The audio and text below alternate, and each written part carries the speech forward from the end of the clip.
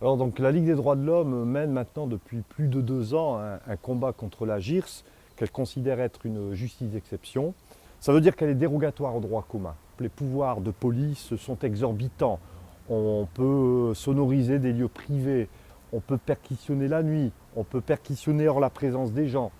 Et ça, c'est important à dire parce qu'en fait, ce qui va ressortir de ces méthodes de police, c'est l'enquête de police et c'est en fait la façon dont sera signifiée l'incrimination à l'issue de cette enquête de police qui va décider au niveau du procureur du choix de la procédure. Est-ce que l'on va vers une procédure de droit commun ou est-ce qu'on va vers la GIRS?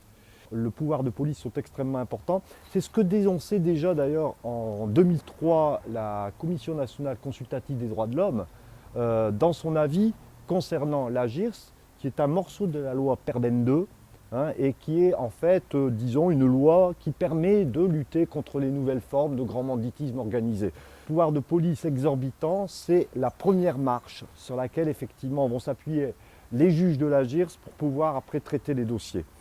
Et ce que l'on constate, deuxième étape, c'est que quand les dossiers sont saisis de par le procureur local ici, par les juges de la GIRS, automatiquement, et ça ce point-là il est important par rapport aux grèves de la faim, automatiquement cela signifie des mises en détention provisoire, forcément hors de Corse, puisque les juges de la GIRS travaillent à Marseille, et c'est systématiquement là que l'on a affaire à des déclenchements de grève de la faim sur cette problématique de la détention provisoire abusive, systématique, hors de Corse, loin de la famille, loin de l'avocat, une détention provisoire qui peut durer un certain nombre de mois, avec évidemment la destruction de la vie, les remises en cause de la vie de famille, destruction aussi de la vie professionnelle ou de la vie d'étudiant quand on est engagé dans des études.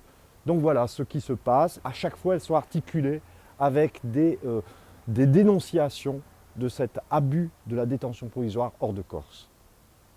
Parmi les méthodes utilisées par la police dans le cadre de la procédure GIR, il y a effectivement une méthode qui nous inquiète particulièrement.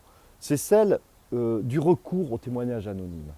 Parce que simplement par principe, lorsque vous avez affaire à un témoignage anonyme, vous ne pouvez pas être confronté à la personne qui vous accuse. Et je rappelle que cette logique de confrontation est un des fondements du droit de se défendre.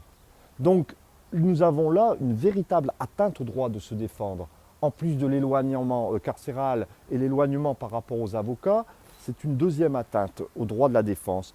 Et ça, c'est une constante dans la justice d'exception, quelle qu'elle soit. L'antiterrorisme ou la GIRS, ou historiquement, c'était la même chose avec la Cour de sûreté de l'État, c'est que la justice d'exception a un fondement premier, c'est d'essayer de marginaliser le droit de la défense. On peut estimer au moins à une trentaine, voire une quarantaine, d'interpellations avec des perquisitions au domicile, des gardes à vue pour le mois de février 2012.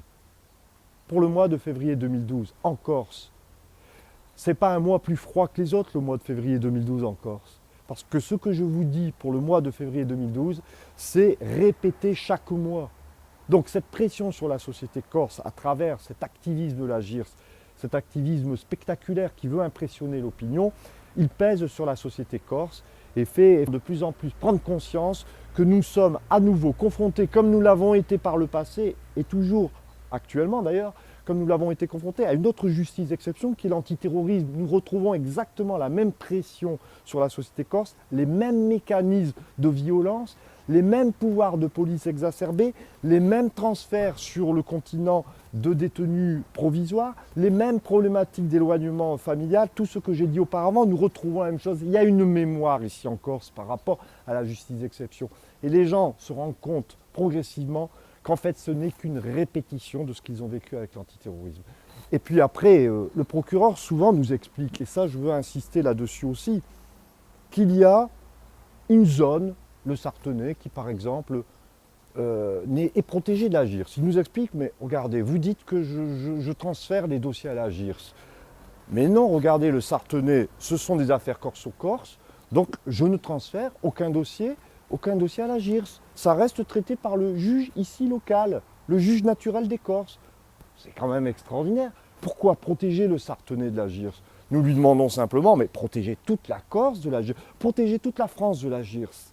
Pourquoi dans certains dossiers, eh bien, on a une personne qui reste en détention alors que toutes les autres personnes sont remises en liberté? Contrôle judiciaire, évidemment. Mais pourquoi une personne? Et pourquoi systématiquement cette personne, avec un nom jeté en pâture, effectivement subit un traitement extrêmement violent de la part de la GIRS et de la part aussi, je dirais, des autorités policières? Simplement cette observation, puisque la GIRS est censée lutter contre le grand banditisme organisé, sachez qu'en matière de résultats d'élucidation des assassinats, c'est un zéro pointé pour l'instant. De même qu'il y a 20-25 ans, lorsque l'antiterrorisme devait traiter des dossiers d'assassinats ici en Corse, notamment au sein de la mouvance nationaliste, eh bien la plupart des affaires, si ce n'est pas la quasi-totalité des affaires, n'ont jamais été élucidées. Donc voyez bien qu'en fait, on nous dit, on vous donne des moyens exceptionnels pour protéger les citoyens, parce que les dangers sont là. Et en même temps, on constate qu'on laisse en jachère des choses dans une société sans régler les problèmes de fond, effectivement, que sont les assassinats. De tout temps, la Ligue a inscrit dans ses revendications de manière forte l'abrogation de toute législation qui permet la justice d'exception.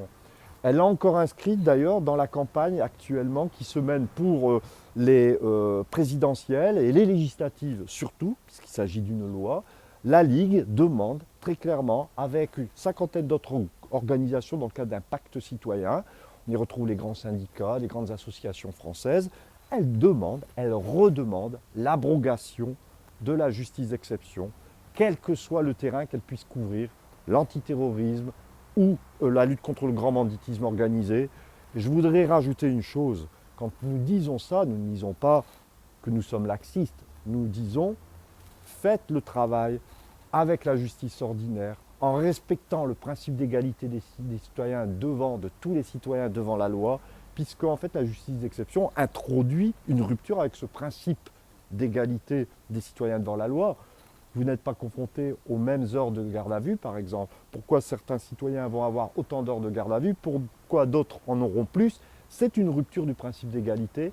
Donc voilà pourquoi la Ligue de tout temps milite pour l'abrogation de ces lois, qu'elle réactualise aujourd'hui. Et effectivement, c'est important parce que pour nous, il s'agit, au-delà de l'abrogation de ces lois, de construire un état de droit qui soit démocratique, c'est-à-dire qui soit conforme aux grands engagements internationaux que la France a pris, notamment la Convention européenne des droits de l'homme, qui soit conforme au respect des libertés fondamentales. Arrêtons de dire aux citoyens, vous devez choisir entre votre sécurité et votre liberté.